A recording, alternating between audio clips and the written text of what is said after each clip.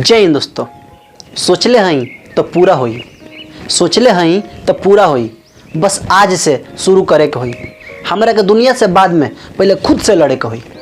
नया सोच, नया विचार, भोजपुरी संस्कार। आज हम बात करे बनी हमनी के भोजपुरी समाज में हर गांव में, हर टोला में, हर मोहल्ला में, हर पटदारी में ऐसे एगो मेहरारू आ जाली जकरा का हर केहू बुरा इंसान कहला, हर केहू कहला घटिया इंसान हिया, हर केहू कहला कि बहुत ही झगड़ेलू इंसान हिया। रउआ को बुरा ना लगे तो हम रउआ से एगो बात पूछे के चाहते नहीं। रउआ बस इतने बता दी, का रउआ अंदर कोनो ऐसा भेदभाव नहीं है? का रउआ के अंदर कोनो भी ऐसा बुराई नहीं है?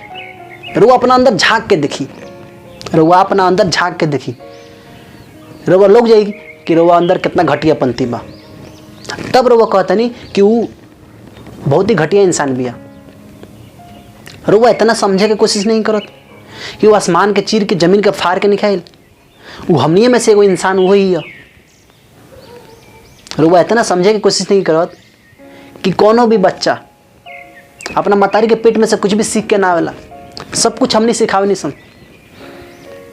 रउआ इतना समझे के कोशिश नहीं करत कि वो लड़की के बचपन में ओकरा साथे का बीतल बा, ओकर बाप ओकरा मतारी के कितना गंदा गंदा गाली देस, कितना मारस, कितना पीटस, कितना ओकरा घर में शोर शराबा होखे। तब रउआ कहता नहीं कि बहुत ही घटिया इंसान है।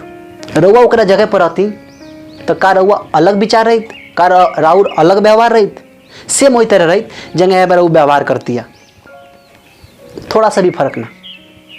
हाँ, रउआ के वो बुरा लगत या तो रउआ ओकरा से बात मत करी, रउआ ओकरा द्वार पर मत जाई, बात खत्म।